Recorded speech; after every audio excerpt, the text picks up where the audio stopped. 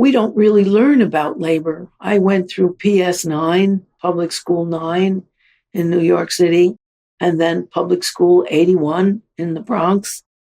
We never learned about labor. In fact, in the late 50s, after the McCarthy onslaught and the House Un-American Activities Committee, Labor Day was referred to as Arbor Day, where you planted a tree. And in the history books I read in PS 81, which I had to read, all about the boring pilgrims every year, we never read about labor. And yet everything you see is the result of someone's labor. You look at the home you're in. Somebody built that home, and somebody raised the lumber and cut the lumber and planed the lumber and treated the lumber to make it part of that home. And somebody put up the wallboard.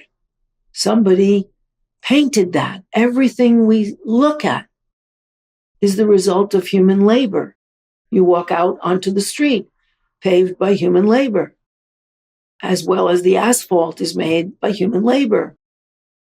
You look at the grass, somebody planted that grass, unless you're in the wilderness.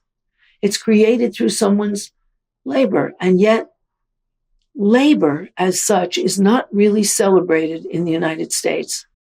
We have Labor Day, but that's when people have a picnic. But not when people celebrate that it's other people's work that makes this world go round. And it's work that makes America.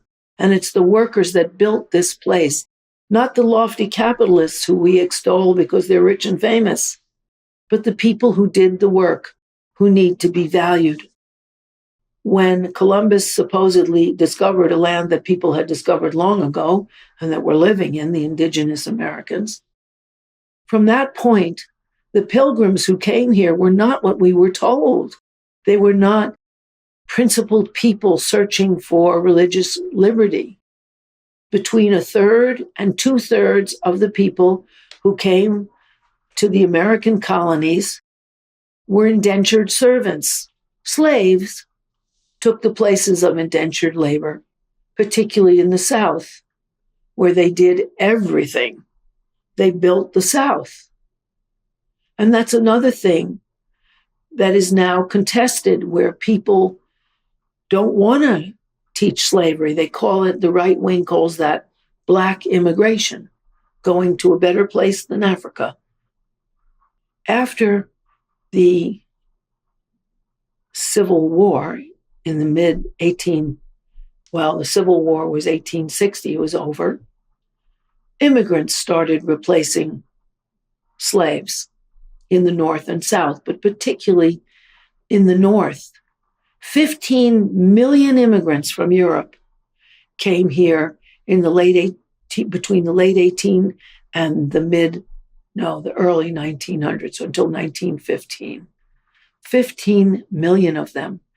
And they were told in Europe that the streets were paved with gold and opportunities were endless, and then came here and worked in dangerous factories, 10 hours a day, 6 days a week. We don't learn about any of these things in school.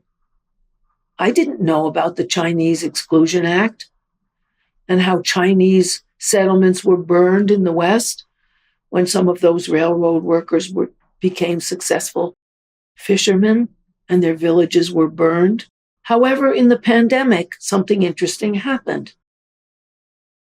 People became more aware of labor with the term essential workers, and for a while they were given hazard pay. However, capitalism and its outrageous profiteering at the top continued. I believe the people who do the work have a chance to share the proceeds of their labor rather than give it to the top and be immiserated when they try to start a union because the boss has the money to put it down. We have to remember that America is a class society. And there are two classes here. The employers, who make money off their employees' work, and the employees, who create more wealth for their employer than they ever get in their paycheck. It doesn't pay for a capitalist to ever hire anybody if they're not making more from their labor than they're giving that person. And that includes people who aren't actively involved in producing something, like secretaries, whose work is essential to the profit, so they get a little share of the profit, most of which goes to the top. But these are essential workers who do the basic work we all need. And we're catching on in America that we are essential, we who do the work of this society. We have the power. We are the essential workers. And we can change America to be a fair and honest place, a socialist place where workers are honored and recognized.